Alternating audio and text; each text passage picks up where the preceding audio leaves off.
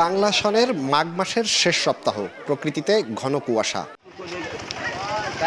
বৃহস্পতিবার ভোরে খুলনা থেকে ছেড়ে আসা টুঙ্গিপাড়া এক্সপ্রেসের একটি যাত্রীবাহী বাস গোপালগঞ্জের সদর উপজেলার ঘোষগাতি এলাকায় পৌঁছালে একটি ট্রাকের সঙ্গে মুখোমুখি সংঘর্ষ হয়। এ সময় ঢাকা থেকে ছেড়ে আসা গোপালগঞ্জগামী আরও একটি কাভার্ড ভ্যানের সঙ্গে সংঘর্ষ হয় ওই দুটি যানবাহনের। একই সময়ে গোপালগঞ্জ থেকে ছেড়ে আসা ঢাকাগামী আরেকটি ট্রাকেরও ওই ৩ যানবাহনের সঙ্গে সংঘর্ষ হয়। এতে ঘটনাস্থলে একজন নিহত ও অন্তত ১০ জন আহত হয়। এইভাবে পর এদিকের গাড়ি ওদিকের গাড়ি যখনই আসছে তখন গাড়িতে আর সংঘর্ষ হয়ে বেকার অবস্থা হয়ে গেছে। এখানে আরো 2টা ঘটনা ঘটে গেছে, মানে কুয়াশার কারণে পার্কিং অবস্থায় খুবই অন্ধকার ছিল 8টার দিকে, যার কারণে এই ঘটনাগুলো পরে ঘটছে।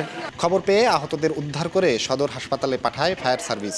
দুর্ঘটনার পর ঢাকা খুলনা মহাসড়কে প্রায় 2 ঘন্টা যান চলাচল বন্ধ থাকে। ঘন কুয়াশার কারণেই এই দুর্ঘটনা বলছেন জেলা প্রশাসক।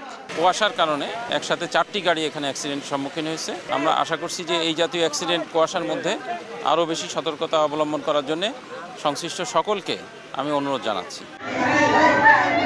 এর আগে বুধবার রাতে ঢাকা খুলনা মহাসড়কের গোপীনাথপুরে মোটরসাইকেল নিয়ন্ত্রণ হারিয়ে ওয়ালিদ খান ও সিয়াম মোল্লা নামে 2 কলেজ ছাত্র নিহত হয়েছে। জয়ন্ত শিরালী, সময় সংবাদ, গোপালগঞ্জ।